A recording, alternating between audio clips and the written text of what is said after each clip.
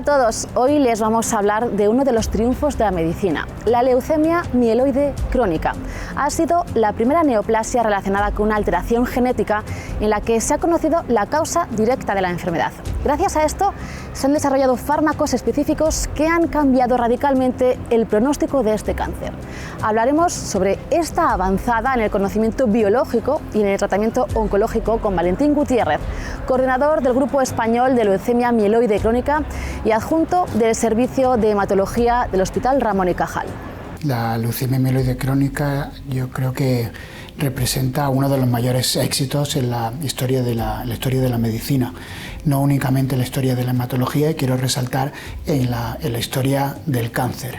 La semana nos deja estas noticias de salud, las conocemos.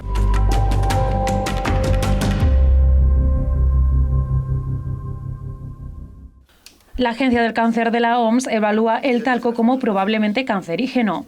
Según el análisis realizado por los 29 expertos internacionales de la Agencia de la OMS, numerosos estudios apuntan a un incremento de los casos de cáncer de ovarios en mujeres cuando los polvos de talco son usados en la región perineal. Aunque estas evidencias son limitadas, sí hay pruebas suficientes de generación de tumores en experimentos con animales. Las consultas médicas de salud mental se retrasan más de un mes para 2 de cada 3 afectados. Más de la mitad de las personas con problemas de salud mental acuden, en primer lugar, al sistema sanitario público en busca de ayuda, pero 2/3 no consiguen cita antes de 30 días y el 40% tiene que esperar entre 1 y 3 meses. 6 de cada 10 enfermedades infecciosas emergentes proceden de los animales. La actividad del ser humano y los ecosistemas sometidos a estrés han favorecido nuevas condiciones para la aparición y propagación de patologías humanas y animales. De hecho, el 60% de las enfermedades infecciosas emergentes son de origen animal.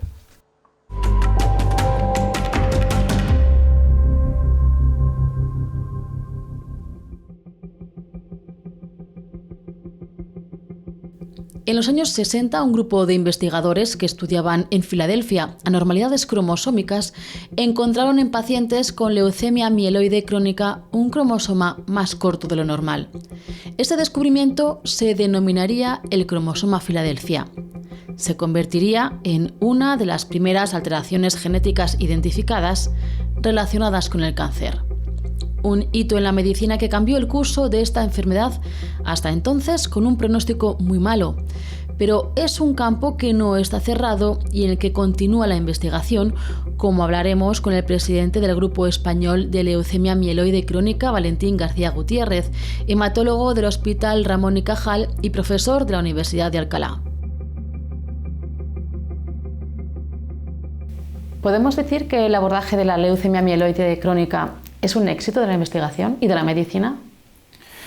Desde luego, sin ninguna duda. La leucemia mieloide crónica yo creo que representa uno de los mayores éxitos en la historia de la medicina, no únicamente en la historia de la hematología, y quiero resaltar en la historia del cáncer.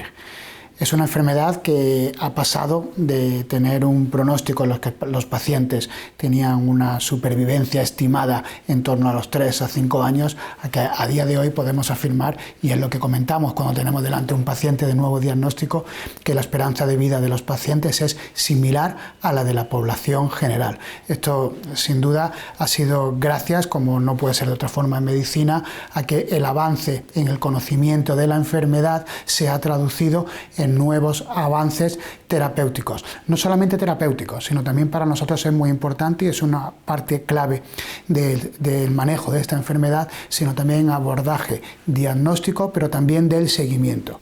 Sí, porque de hecho esta enfermedad ha sido como una avanzada en el conocimiento biológico del cáncer. ¿Qué puertas nos ha abierto el conocimiento adquirido gracias a la investigación en leucemia mieloide crónica respecto al resto de terapias oncológicas? Sí, esto es un aspecto fundamental, porque gracias a este conocimiento de la leucemia mieloide crónica no únicamente se han beneficiado los pacientes con esta enfermedad, sino que se han beneficiado la práctica totalidad de los pacientes con cualquier tipo de cáncer. Abrió la puerta a lo que se llamó en su día las terapias dirigidas. La leucemia mieloide crónica fue la primera patología para la que tuvimos un fármaco de un grupo nuevo de fármacos que se llaman inhibidores de tirosinquinasa, que han supuesto una auténtica revolución en el manejo de los pacientes con leucemia mieloide crónica. El primer inhibidor de tirosinquinasa se utilizó para la leucemia mieloide crónica, pero hoy en día se utilizan inhibidores de tirosinquinasa prácticamente para cualquier enfermedad oncológica. Y esto pues ha supuesto una auténtica revolución en el mundo de la oncología y, como digo, en el mundo de la terapia de precisión o terapia dirigida.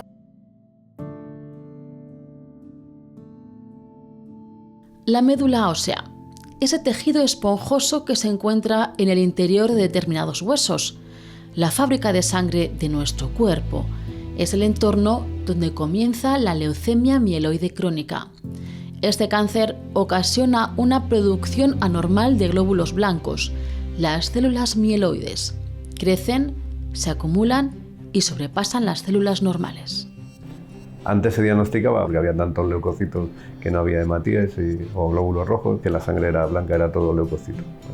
Pero ahora se diagnostica generalmente en España muy pronto, porque como todos no hacemos mucho análisis, se diagnostica la mayoría de las veces en fase asintomática, por un análisis de sangre. La mayor parte de los pacientes que diagnosticamos en España se diagnostican en una fase totalmente asintomática, la mayoría de ellos en un análisis, un control habitual por razones de trabajo, por un control periódico pues, que hace el médico de cabecera. Un aumento de las plaquetas o de la glucosa puede hacer saltar las alarmas. El análisis al microscopio de los servicios de hematología buscará hallazgos de leucemia. En 48 horas sabemos, desde que se ha hecho esa analítica, que ese paciente ya tiene una leucemia mieloide crónica, y cuando le avisamos para que venga a nuestras consultas, pues bueno, ya podemos darle una información que de entrada el término leucemia suena muy mal, pero cuando les explicamos el pronóstico, para la mayoría de los pacientes, pues cambia un poquito la cosa. El examen que confirmará el diagnóstico es un análisis de genética molecular que detecte la presencia del cromosoma Filadelfia, la prueba irrefutable de la leucemia mieloide crónica. Esta enfermedad es la única enfermedad que tiene una alteración genética única que la produce, que se llama cromosoma Filadelfia. Un intercambio de material genético entre dos cromosomas, entre el cromosoma 9 y el cromosoma 22, entonces se formaba un cromosoma más pequeño que quienes lo identificaron lo llamaron cromosoma Filadelfia porque estaban en Filadelfia. Un descubrimiento histórico, un hallazgo que ha revolucionado el tratamiento y pronóstico de esta enfermedad. Ha sido la primera neoplasia relacionada con una alteración genética en la que se ha conocido muy bien esa causa que desencadena la enfermedad, y en torno al año 2000 aproximadamente se comenzaron a desarrollar tratamientos específicos para inhibir esa actividad tirosina quinasa y de forma extraordinaria controlar una enfermedad que hasta entonces en todos los pacientes jóvenes que diagnosticamos tenían que ser tratados, si era posible, con un trasplante de médula ósea. Antes de haber los nuevos tratamientos que disponemos ahora, pues el pronóstico era relativamente malo. Si no poníamos tratamiento, en 2 años las personas se morían, pero ahora la supervivencia es como una persona de la misma edad que no tenga esta enfermedad. Un hito dentro de la investigación de la leucemia y del cáncer en general. La leucemia mieloide crónica es una enfermedad que ha sido una avanzada en el conocimiento biológico del cáncer y por tanto en su tratamiento también. Y hoy sabemos, ya con 25 años de seguimiento de estos pacientes tratados, que su supervivencia es prácticamente idéntica a la de la población de la misma edad que no tiene esta enfermedad. O sea que es un logro en cáncer impresionante. La aparición de lesiones de tirosinquinasa ha revolucionado el tratamiento y el pronóstico de esta enfermedad. Sin duda es un avance muy notable de la medicina. Hoy los inhibidores de tirosinquinasa se usan contra varios tipos de cáncer y enfermedades inflamatorias. Se está investigando su efectividad en el tratamiento del dolor, de patologías del riñón y pulmonares.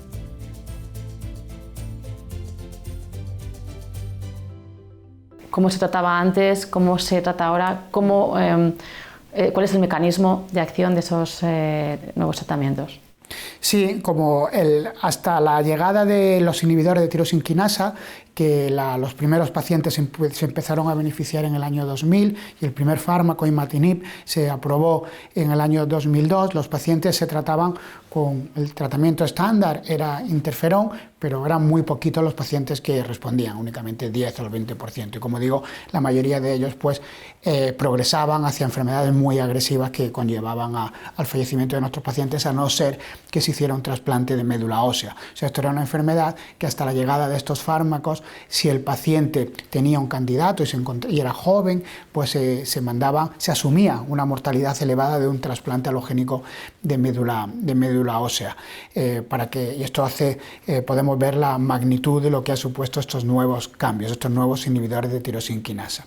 Estos son, como decía, fármacos que se denominan de precisión, de terapia dirigidos, y esto, para explicarlo de forma sencilla, lo que hacen estos fármacos es que se unen al lugar de unión donde la célula tiene que obtener el ATP. El ATP es la energía que necesitan las células para diferenciarse, para proliferar.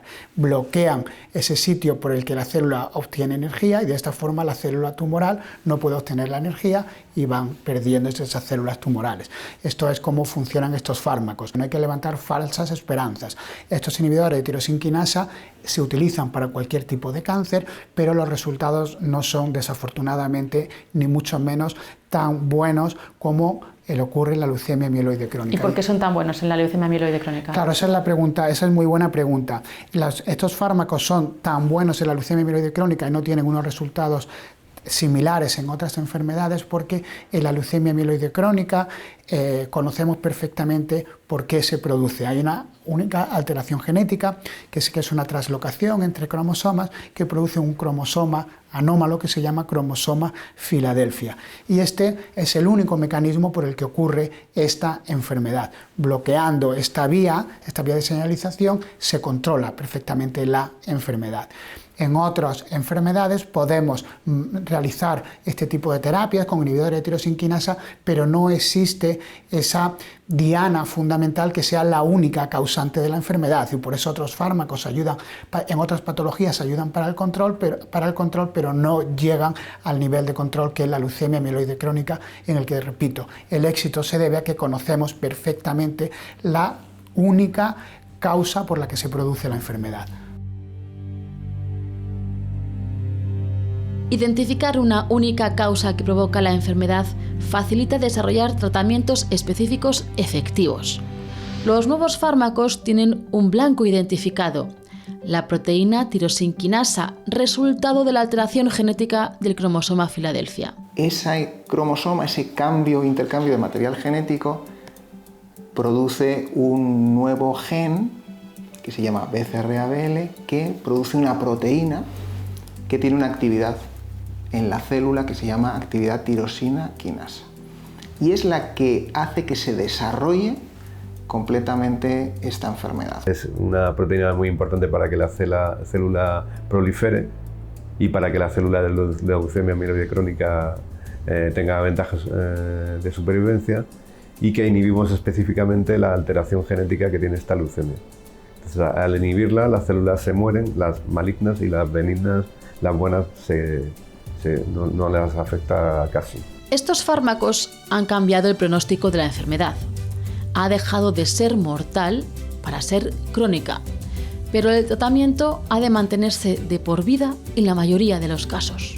Estos tratamientos son muy eficaces en controlar la enfermedad y la podemos incluso hacer lo que se llama cura funcional. Quiere decir que quitamos el tratamiento y el enfermo no lo necesita y no reaparece la enfermedad. ¿Qué quiere decir esto? Que tu propio organismo lo está controlando por sus propios medios. El 50% de los enfermos que tienen una respuesta muy buena puede ocurrir esto. Este es uno de los caminos que está explorando la investigación, porque si bien la ciencia ha logrado que estos pacientes vivan más, ahora se trata de que vivan mejor, sin los efectos secundarios que los fármacos traen aparejados. Ahora se está trabajando mucho en dos líneas.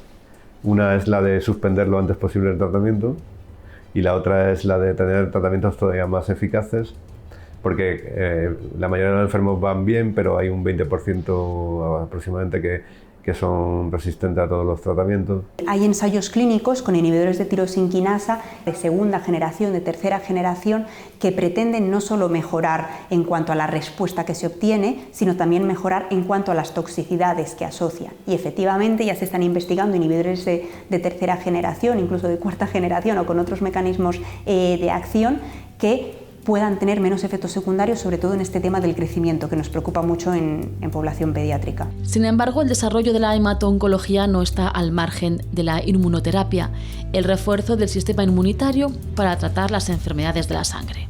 Todo lo que viene con terapia CAR-T y otras estrategias de inmunoterapia como los anticuerpos que llamamos biespecíficos están desarrollándose continuamente para distintas enfermedades y yo creo que es otro de los grandes campos donde la terapéutica en hematología va a avanzar. Es otro de los campos que en pocos años puede ofrecer resultados esperanzadores para el tratamiento del cáncer.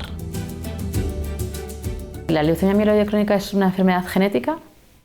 La leucemia mieloide crónica es una enfermedad genética, efectivamente, porque se produce por una traslocación de cromosomas. Pero es importante señalar, y esto es algo que siempre discutimos con los pacientes al diagnóstico porque es un motivo de preocupación. Sí que es genética porque se debe a una alteración genética, pero no es hereditaria. El motivo por el que se produce lo desconocemos. Es decir, que no es congénita, no se nace con ella, pero ¿puede afectar a niños? Efectivamente, no se nace con ella, no es congénita, no es hereditaria, pero de forma muy ocasional puede afectar a niños. La edad media de presentación es habitualmente los 56 años, pero existe aproximadamente un 20% que se da lo que llamamos población joven para nosotros.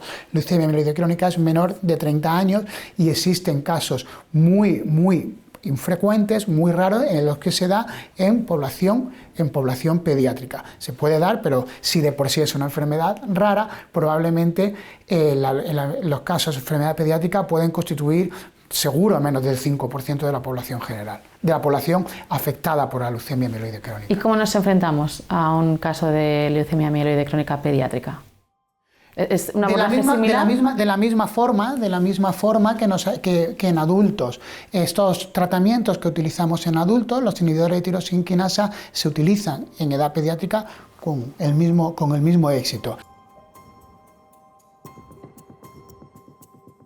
La leucemia mieloide crónica es una enfermedad rara. Tan solo se dan 1,5 casos por cada 100.000 habitantes cada año. En niños, esa frecuencia es todavía menor. En los niños es anecdótico, es una enfermedad muy poco frecuente, alrededor de un caso por cada 1.000.000 de niños al año. Para que te hagas una idea, menos del 5% de las leucemias que diagnosticamos en nuestra población infantil son una leucemia mieloide crónica. Los niños suelen debutar en una etapa próxima a la adolescencia. Presentan más leucocitos en sangre que los adultos y otras diferencias moleculares con respecto a la población adulta. Hay matices que distinguen la patología pediátrica, pero a pesar del rango de edad, los inhibidores de tirosinquinasa también son la mejor opción para tratar a los niños. Ya hay varios inhibidores de tirosinquinasa que están aprobados también en población infantil, de primera y de segunda generación. Incluso estamos investigando inhibidores de tirosinquinasa también de tercera generación ya en nuestra población infantil, y eso ha mejorado notablemente el pronóstico, tanto en población adulta, pero también en población infantil. Estos tratamientos han revolucionado el pronóstico de la enfermedad. La esperanza de vida se ha igualado con la población general, pero también tienen un precio. La calidad de vida viene mermada por los efectos de estos fármacos. Son tratamientos que desde que se diagnostica un niño los tienen que tomar toda la vida y, por ejemplo, pueden tener efectos secundarios importantes que afectan el día a día, ¿no? Como alteraciones digestivas del tipo diarrea, fatiga, dolores musculares. Y también en población infantil es importante que pueden dar alteraciones del crecimiento. Tenemos que vigilar muy de cerca a nuestros pacientes pediátricos. Aún así, esta opción es mejor frente a la alternativa. Un trasplante de médula cura la enfermedad de mieloide crónica también y luego no tienes que continuar con tratamiento. Pero es verdad que los efectos secundarios asociados a un trasplante de médula no son importantes, no son baladís, con lo cual hay que ponderar muy bien qué pacientes son aquellos que deben ir a un trasplante, y habitualmente se utiliza cuando los inhibidores de tirosinquinasa no han sido suficientes. ¿Se podría, como en adultos, llegar a la cura funcional a suspender el tratamiento sin que la enfermedad se reactive? Es algo que aún está pendiente. ¿El tratamiento hay que mantenerlo de por vida?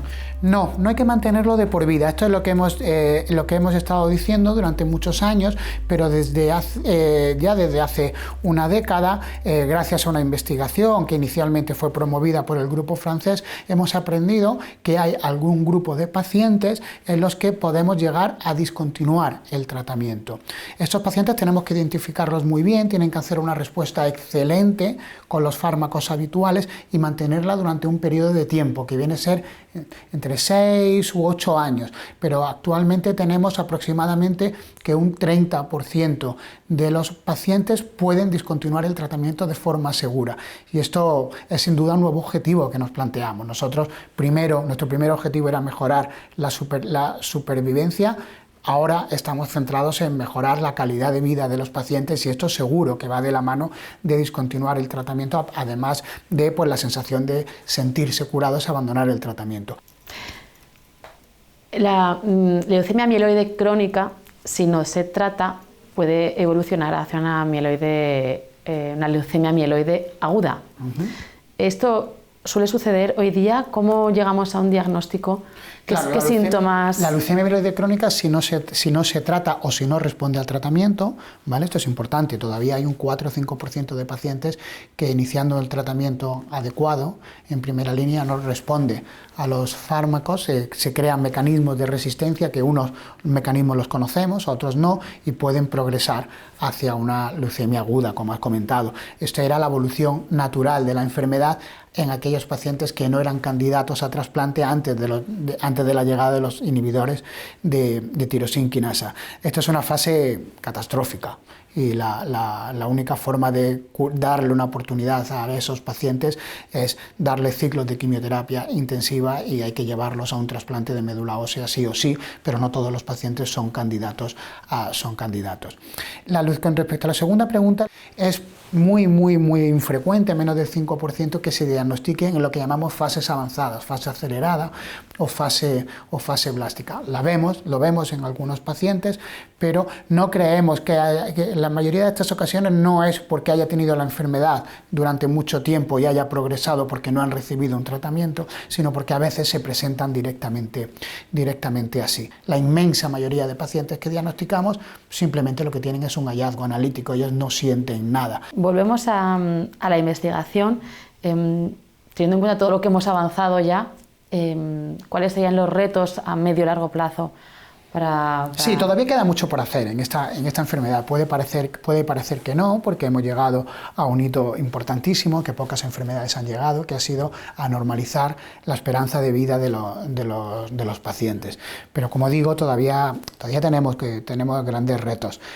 Un reto, como he comentado, ha sido poder aumentar ese porcentaje de pacientes que van a poder llegar a discontinuar el tratamiento. Otro reto importante que tenemos, y en lo que estamos trabajando, y la industria farmacéutica también está trabajando, es en mejorar la calidad de vida. La calidad de vida viene de la mano de los efectos adversos. Y también se está investigando muchísimo en cómo identificar a pacientes que no van a responder de forma adecuada al tratamiento. Estamos aplicando las técnicas novedosas que se aplican en otras patologías, como técnicas de secuenciación, para ver si lo que se llaman mutaciones asociadas a cáncer, que ya conocemos que tienen un impacto en otras patologías, también nos puede ayudar a identificar a qué pacientes son los que no van a responder de forma adecuada, y probablemente tratarlos con los fármacos más potentes desde el inicio, y quizás a algunos pacientes tener que ofertarle incluso la posibilidad de un trasplante desde el inicio. Algunos proyectos van a tardar más, también tenemos que tener miras con las luces largas, ¿no? Porque en medicina los grandes cambios llevan su tiempo, pero hay algunos proyectos que empezamos hace tiempo, que están cerca de ver la luz, y algunos que están comenzando que a lo mejor no van a tardar tanto.